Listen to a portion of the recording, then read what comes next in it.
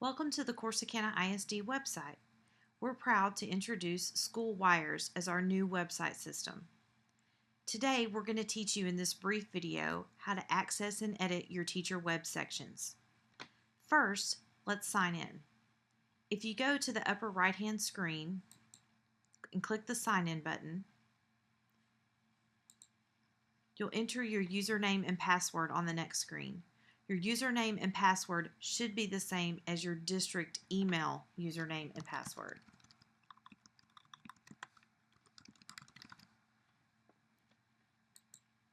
Once signed in, the screen refreshes to the district homepage.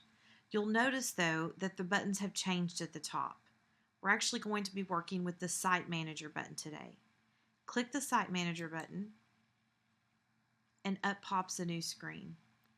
This screen is where you will edit and maintain your teacher web sections. Please note that you now have a teacher section, not just a page. Within the section, it allows you to create as few or as many pages as you need. You may want to have one single page. You may want to have a page for each of your classes if you're at the secondary level. You'll also have your own class calendar that you can put in assignment dates, event dates, anything that you like.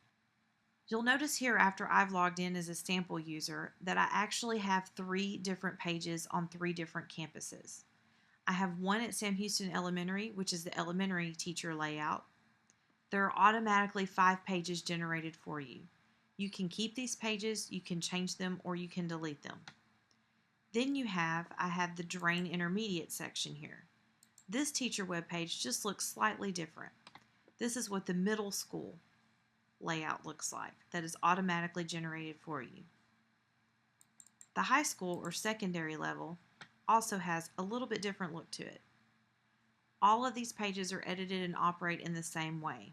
So for today, I'm going to look at the Corsicana High School section. You'll notice I have a welcome, course expectations, homework, photos, resources, and a calendar. Again, I can keep these pages, I can change their title and type, or I can delete them. I'm actually going to start today with the welcome screen. You've been given a handout that has the minimum requirements and best practices for CISD teacher sections. On that, you'll notice that the minimum requirements include a welcome message, a brief bio and photograph about yourself. In that bio, you might include your education, degrees, the classes that you teach, how long you've been teaching, things like that. You also need to include your contact information, your classroom, your phone number, and email address. Basically, the best way for parents or students to reach you if they need to set up a conference period. Then you'll need to include your class schedule and your conference times. Any classroom rules or procedures, syllabus, or objectives are also recommended. You can also include things like worksheets, handouts, homework assignments, learning resources, helpful web links, photos, and of course your calendar with a list of upcoming assignments that are due. Please note that any documents that you link on your teacher web section need to be in a PDF format. First, let's get started with the welcome. If I click my welcome page, it automatically opens an editor that looks very similar to Microsoft Word.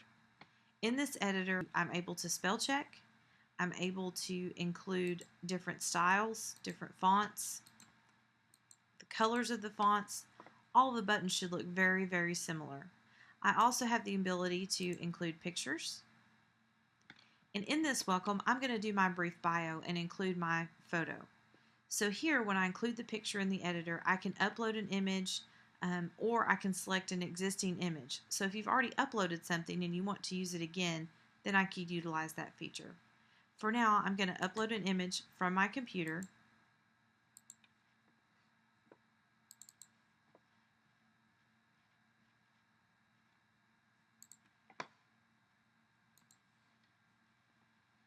Once I've selected it, for now I'm going to hit no resizing.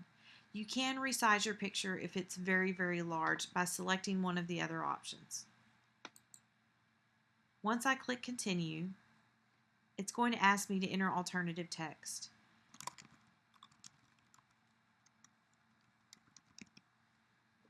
Then I can choose if I want it to go on the left or right hand side of the screen and if I'd like it to have a border. A small border around would be 1, just a 1 pixel border. Once the image is inserted, you'll see that there's really no spacing around it. It starts typing pretty close there when I start typing my welcome message.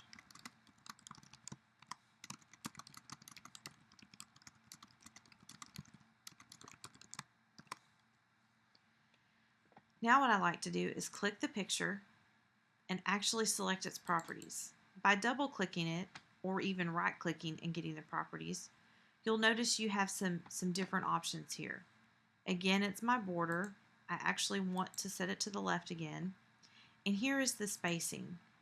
If I put a 3 pixel spacing around it and hit OK, you'll notice it moves my text out just enough from the picture so I can read it. Now I have my welcome message here. On this same screen, I could go ahead and include a little bio about myself, my contact information, and my class schedule and conference times. I can include any information here that I like by typing it in. I can also include a link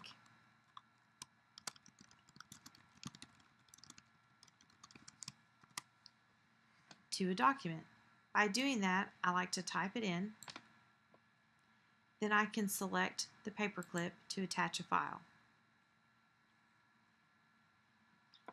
Again, I'll upload a document from my desktop.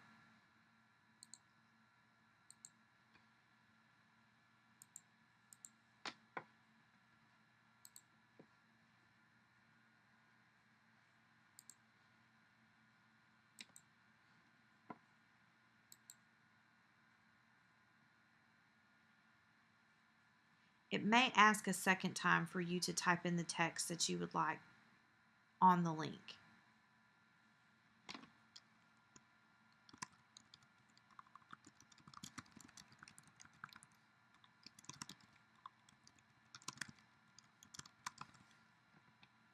And I like to open that in a new window so that way people can go back to my home page. Once I'm done editing the screen and adding in any information, I need to click the Save button. It'll give me a success screen down at the very bottom that my content has been saved. At this time, to back out and see my other pages, I actually need to click either in the green area on that section or the section to the left again. Now you've used the basic Flex Editor app. There are multiple apps included in SchoolWires. There's an additional training video provided on the different types of apps. There's also a wonderful tutorial section here on SchoolWires. To get to the tutorial section, when you're in any section in SchoolWires, there's a How Do I tab. If you click the How Do I tab, you'll notice that another screen pops up. And on this screen, there's helpful articles, video tutorials. Most of the video tutorials are anywhere from 3 to 8 minutes long, so they're very brief and very specific. And there's also additional resources. You can search for what you're looking for, or you can scroll through and see what they've added. For instance, in these interactive video tutorials, there's a brief 4-minute one on how to add assignments and use the Assignments app. You can also suggest resources if there's something not available to you. I'm going to close out of this screen and go back to my teacher section here at the high school. One of the things you'll notice is an Actions button next to each of these pages. If for some reason you don't want to keep a page, for example, for now, I'm going to get rid of my Classroom's Photos page. I can actually go to the Actions button and delete the page itself. The next thing I'm going to show you is how to use the basic calendar. This is your personal classroom calendar. Once you click on here, you'll notice it comes up with the Calendar app. This app looks just like the district and the campus calendars, but it's only your classroom calendar. So if I would like to enter something on this calendar, I could actually select the date. By double clicking on it on August the 26th, it actually opens up that day for me. So here I'm going to type in first day of school.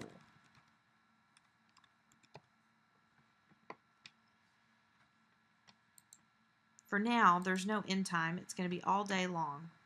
I can actually type any information in here that I like.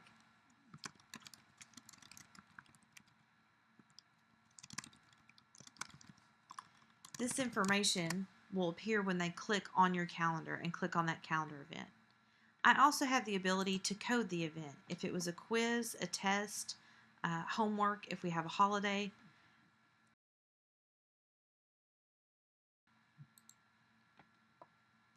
The next thing is if it's a recurring event, there is a recurring event tab where you can set how often this event happens. You also have the ability to type in the address and include a map to the location, and to add contact information. When it comes to posting to calendars, you can actually select to post to your campus calendar. It does not automatically appear on the campus calendar. The campus webmaster receives a notice in their event queue and will review the event before posting.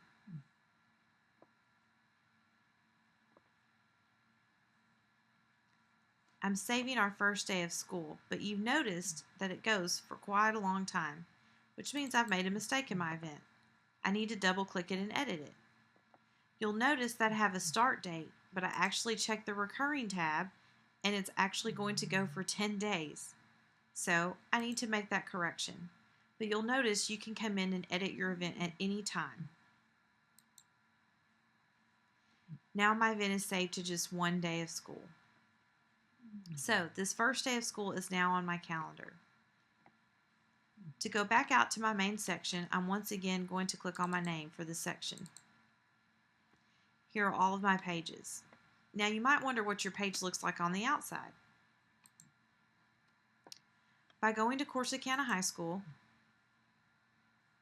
and selecting Classrooms and Programs. Each campus has a Classrooms and Programs tab. And you'll need to go to the teacher pages. Here is an alphabetical listing of all of the teachers. I will select my page, and you'll notice here that my message is here. I can also download my school list, which opens in a separate window. When I go to my calendar, it's going to show students and parents exactly what's happening in my classroom.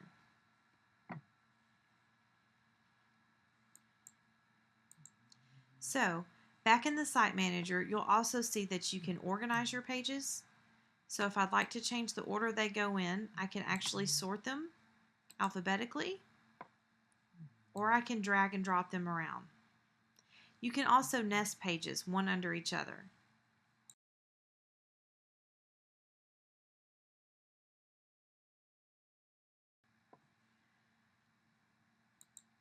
The other thing you'll notice is that you can create new pages, and you have the ability to select a type of page. There's an assignments page, there's a blog page. You already have a calendar page created for you automatically. You also have the ability to create just what's called a flex page. This is like the basic welcome screen. It uses that flex editor application inside of it. Now that you've seen the basic setup for teacher pages, if you have any questions, please don't hesitate to contact the communications department and we'll be happy to assist you.